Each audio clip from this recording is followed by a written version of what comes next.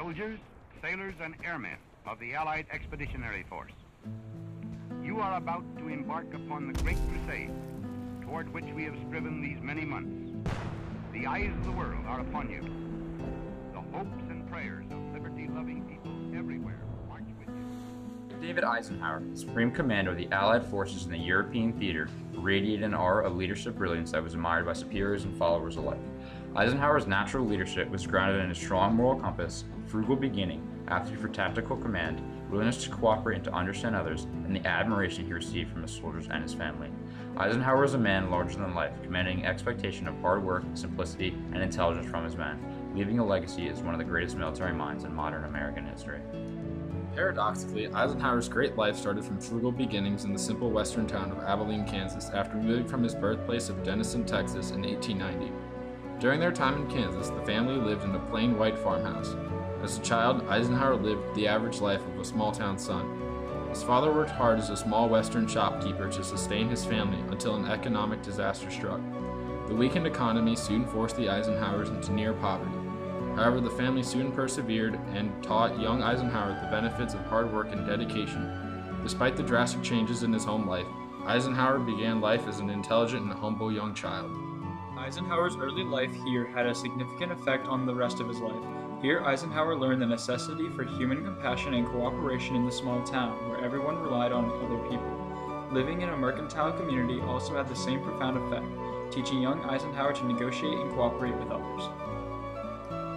Notwithstanding the fact that Eisenhower was a naturally bright young lad, Eisenhower performed poorly in school, not focusing enough and becoming easily distracted, receiving a mediocre placing in his class at West Point. One of such distractions was his love for sports and athletics, in which he excelled. Eisenhower joined the West Point football squad at a relatively small size for football standards, standing at only 5 foot 11 inches and weighing only 150 pounds. Despite this, Eisenhower became an all-star running back and linebacker, proving his ferociousness and his dedication once again. This is one of the only few places Eisenhower began to understand leadership and patience, two aspects that would become essential as a leader in the United States Armed Forces. During this time as a player, Eisenhower became close to his coach and eventually went on to emulate his stern leadership style. Possibly resulting from his time as a football player, Eisenhower only expected excellence from his young soldiers and his own children. After Eisenhower graduated West Point, World War I broke out relatively soon. However, Eisenhower was stationed in Texas during the entirety of the war. This is where he married and had his first child with his wife Mammy. Also during his time in Texas, Eisenhower was placed in logistics, leading the men in their training and management. Eisenhower's talent for logistics and troop movement was something that caught the eyes of prominent American military leaders. One of such was General and war hero Fox Connor, whom Eisenhower served under in Panama. Accordingly, Connor and many other prominent military leaders saw Eisenhower as an avid worker, a dedicated soldier, as someone with a strong political sense, and just an intelligent young man in general. Eisenhower would soon become a workaholic in a sense, living off only a thin slice of bread, cigarettes, and stacks of paper during the time as Supreme Commander of the Allied forces in the European theater. Under Fox Connor's recommendation, Eisenhower was admitted to the Command and General Staff College at Fort Leavenworth, Kansas. This is where Eisenhower matured under Connor's tutelage, graduating top of his class, and was soon deployed in the Philippines under General Douglas MacArthur, another successful commander. Here in the Philippines, Eisenhower learned to organize and lead his troops in the most efficient way possible, and was promoted to the rank of Brigadier General in 1941, after managing to maneuver his troops in an impressive time during a massive military drill. However, one thing that differentiated Eisenhower was the way in which he understood the need for a moral compass. Peace and compassion were things Eisenhower lived for. He detested warfare and all of its effects. Obviously, this was odd, considering as a general, Eisenhower was leading the war he detested. Although Eisenhower understood the necessity for war, having been quoted, "We will have peace even if we have to fight for it." However, the downsides to war were sometimes even more obvious and apparent. It pained Eisenhower to see so many good young men die and suffer. This pain was intensely apparent while planning pivotal tactical plans such as Operation Overlord or D-Day. Eisenhower knew before sending his men into the French shores thousands of soldiers would be shot at indiscriminately on his orders. Nevertheless, Eisenhower continued to go ahead with his assault, realizing the sacrifices of those men were not in vain but for the free world. Showing his compassion for his men, Eisenhower would do everything he could to limit losses and to save as many men as he could. If faced with the choice of destroying a local antiquity site or saving the lives of a few men, Eisenhower would destroy the antiquity site every time, regardless of what it was. This same kind of natural tendency to save men's lives was also apparent during the Allied march on Berlin, with Russians facing full tilt from the east. Eisenhower, unlike the Russians, decided that he would rather take the march slow, avoiding any unnecessary losses with the end of the war so tangibly close, putting his men's lives above the glory and fame he would have received. As a leader, Eisenhower was also very cool under pressure, even while leading his men. This is exemplified when Eisenhower and Patton came across a Nazi concentration camp he had just attempted to liberate. Eisenhower and Patton both knew the horror of the scene that was enclosed in the barbed wire fences and wooden sheds. Patton refused to enter the camp, not able to stomach the scene. Eisenhower, on the other hand, forced himself to enter the camp in order to obtain first-hand evidence of Nazi war crimes that would be later used to testify and indict the Nazis in the Nuremberg after the war ended. After the war ended, Eisenhower saw the capacity to avoid making the same mistake the Allies made after their victory in the First World War with the Treaty of Versailles. With the Treaty of Versailles, the Allies punished the Germans severely, destroying the German economy but also igniting Germany's anger towards the Allies.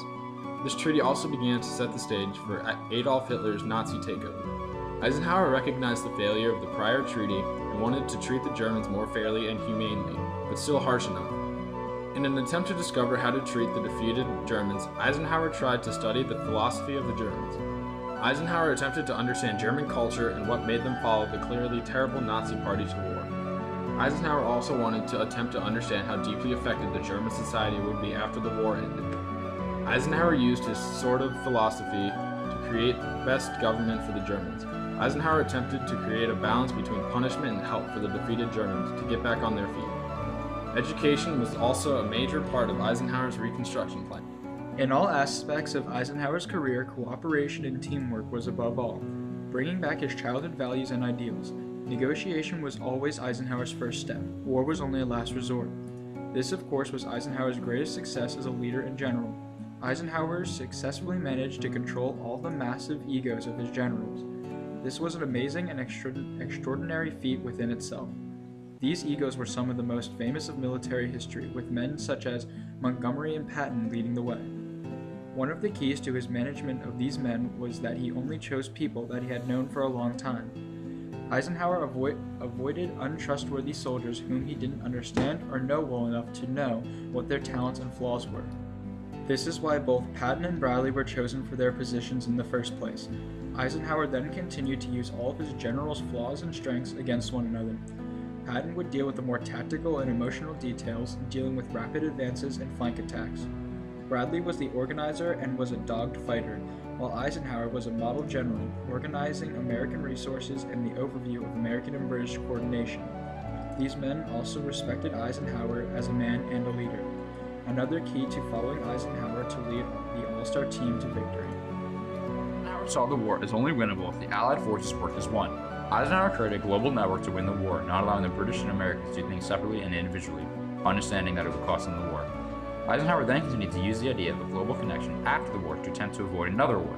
Following the old model of the League of Nations, Eisenhower helped create NATO, or the North Atlantic Treaty Organization. Due to his intensive involvement in World War II, Eisenhower understood how the war changed the United States. The way the war was financed worried him. He saw how the big corporations were gaining power in American politics, economy, and society. He warned that this new trend would be very perilous and jeopardize the American way of life. He said, "In the councils of government, we must guard against the acquisition of unwarranted influence, whether sought or unsought, by the military-industrial complex." Eisenhower tried to tell his fellow Americans to be wary of his new system and take it slow, so that the core American ideals would not be comprised in a quick integration of military corporations into Congress, where the big businesses who profited off the war were at the helm of our nation. Eisenhower is also celebrated today as a national hero and an amazing man, leaving a legacy beyond the battlefield. Eisenhower's popularity is shown clearly with his election as President of the United States in a landslide victory, where he went on to establish himself as an excellent and capable president. Most importantly, Eisenhower has gone on to become a symbol for international cooperation and negotiation. Even after his participation in getting NATO on its feet, Eisenhower has left a clear example that cooperation between two nations is always possible, as exemplified with him commanding not just the United States military, but also parts of his British counterparts. It is debated whether or not the Allied forces could have even stood up to the might of the Nazi forces without Eisenhower's ability to lead and coordinate the various and numerous Allied nations. Eisenhower's military staff are also most appropriately given credit for winning the war in the European theater. Without Eisenhower's talent and tactical genius, Operation Overlord would have never been as successful as it truly was. Eisenhower understood he had to risk and lose thousands of soldiers to successfully begin their push into mainland Europe and liberate the French from Nazi grip.